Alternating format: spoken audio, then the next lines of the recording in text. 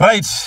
Makadiko muri yeZimbabwe kumatima nenyika kwese kwa muri zita ndinonzi DJ T1 tiri pano pa Teachkach MTV apo patinobata nyaya dzakasiyana dzinoitika mumatunhu atigere pamwe chete neakatikomberedza. So nhasi ndauya nenyaya inosuwisa, nyaya inokatyamadza, nyaya isingafadze. Ndofunga muri kuona mama vandakagara nawo panapa wane nyaya yandinoda kuti tinzwe kuti chii chakaitika kwavari uye zvakambofamba sei. Zvakare wangakwanise kubatsirika sei nekuda kwekuti munhu akaremerwa. Rega nditore mukana wekupinda munyaya yedu zvizere tisati taenda kure. Mama makadi zvenyu? Tinofara makadi henyu. Ndinofara mama. So ndoda kuti muudze muri yeZimbabwe kuti zita renyu munonzi ani? Makadi muri yeZimbabwe zita rangu ndoitwa Lois Nyamutena. Munogara kupi? Ndogara kuNyanga kuNyamaropa. Alright, aiwa ndinotenda mama. So ndanzwa muchitaura kuti mune nyaya iri kukurwadzai pamwoyo, nyaya isiri kufadza inosuwisa. So ndoda kuti munditsanangudzire mama kuti nyaya yenyu yakanyatsa kumira sei nhasi? Nyaya yangu yakamira yakadai. Ndakashayiwa mwana. Mukomana anonzi Munashe Kachere.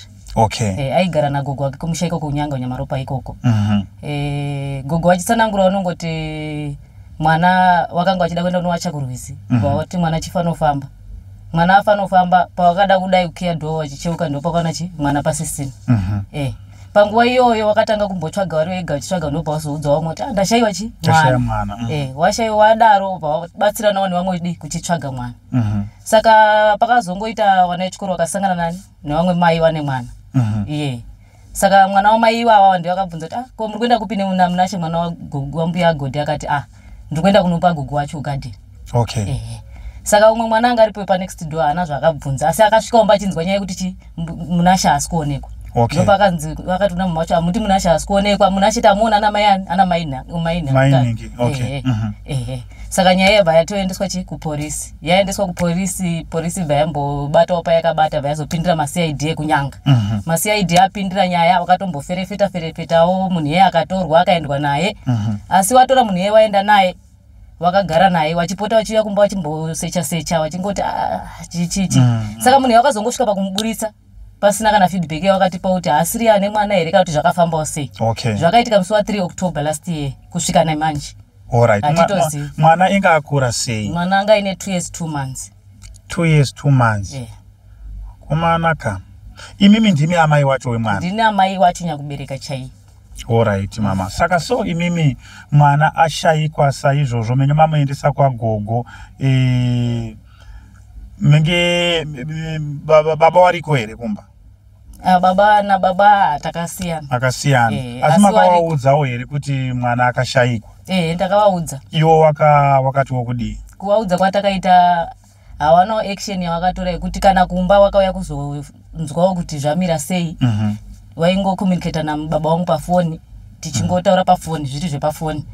Asi havana action yawakatora. Kana pandakafamba ndichienda kwese kwandakaenda chibatsirwawo ndaivaudza kuti uyai tionere pamwe nyangwe wabereka wangu muti mukwasha uyai tionere pamwe chete nyaya yemwana.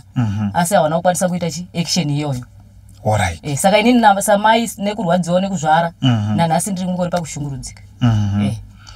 Ichokwadi. Aiwa ndinotenda mama nekutitsanangurira masoko akadaro, masoko anosuwisa asingafadze kuti mwana anongoshayikwa. Saka so muchifambawo imimi tikuziya kuti ndanzwa mukitaura kuti nyaya yakaenda kupolisi ikapindwa nemaCID wachiitawo basa rawo semaziviro anodini avanoita. Ko imimi kuchiwano makambofambawo here kana maprofita kana kunganga kuti munzwe kuti nhoroondo yemwana yakafamba sei? Akafa here mwana? Mupenyu here? Zvichida pamwe pane munhu arikutogara naye makambozviita here izvo? Aiwa kufamba ndatoneta DJ ndafamba makasiyana.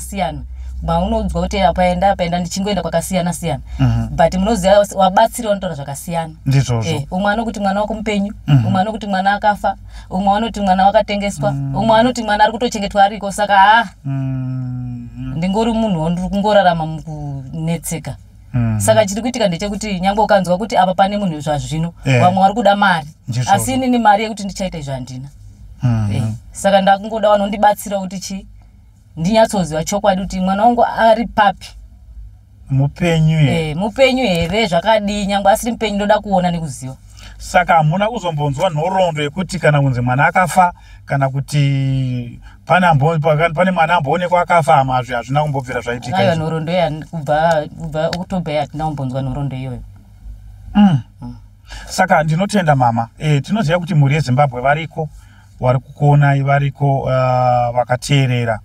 So rubatsiro rwatingachide izvozvi pamusoro pekushayikwa kwemwana wedu mama, ringava ririrei zviri pamwoyo penyu zvamuri kufungidzira mimi kuti pamwe zvikaita mwoyo wenyu ungazorore, nekuti tinoziva kuti kufirwa kuriko. Unoziva kuti hazvechokwadi tamboedza ukaenda kuchipatara but Mwari aita kudi aita kuda kwake. Asi nyaya yekungoti mwana anongoshayika, hapana kurwara, hapana kudini, kungoshayika zvinhu zvinorwadza. Saka chii chiri pamwoyo penyu mama imimi chamuri kuda kuti dai zvinge zvafambawo zvakadai pamwe mwoyo wangu waizorora? Inini chiri pamwoyo pangu ndechekuti kana paine wabatsiridza unogona kundibatsiridzawo. Wainga wemweya, wanga wechiwanhu chandiri kuda kuziva. Nyangwe iwe wabatsiri wedu wemitemo yenyika ino, kana wachigona kupindira kuti nyaya iyoyo iferefetwe zvakare. Ndizvozvo. Ndinoda chandiri kuda, ndikungoda vanhu vanondibatsira kuti ndizive nechokwadi chakaitika pamwana wangu. Ichokwadi. Ndo chokwadi chinoita kuti pfungwa dzangu dzizorore. Sure. Alright. Kune vanoda kukubatai mama, makasununguka here kuwasiyira phone number dzenyu nekuti wamwe wanoda kuzobvunzidzisa kuti zvakafamba sei, wamwe wanoda kukubatsirai, wamwe wemutemo wenyikawo, pamwe wanodawo kumusoro ikoko hatizivi kuti zvinofamba sei. Asi makasununguka here kusiya phone number dzenyu panapa kuitira wanoda kuzokubatai? Chokwadi phone number ndosiya ndibatsirike. Dzinoti chii? 0779 32 76 08. Dzokorodzai futi. 779 32 7608. Alright. Aiwa, ndinotenda mama Mazvita. Tinodaira kuti munyika medu mune vanhu zvakare tinotenda kuti video yedu iyoyi ichafamba, inogonawo kutibatsira, ichasvikawo painosvika. Munyika medu mune vanhu vane tsitsi, mune vanhuwo vanobatsira. Tikuziva kuti muna chiremba wakawanda, hapasi pese panongodiwa mari. Pamwe pacho takutowakumbira nemwoyo wetsitsi kuti wana chiremba kana vachinge variko, tinzwe iwo, inzwaiwo dambudziko ramama vakashaya mwana. Zvinhu zvinorwadza vadikani kuti mwana anongoshayikwa kuti mai wachikiya dho kuzochoka kumashure kudai so mwana hapasisina, kwakutoti zvotopera zvakadaro. Zvinhu zvakaoma, zvinhu zvinorwadza. Saka kune mhuri yeZimbabwe tiri kuisa chichemo.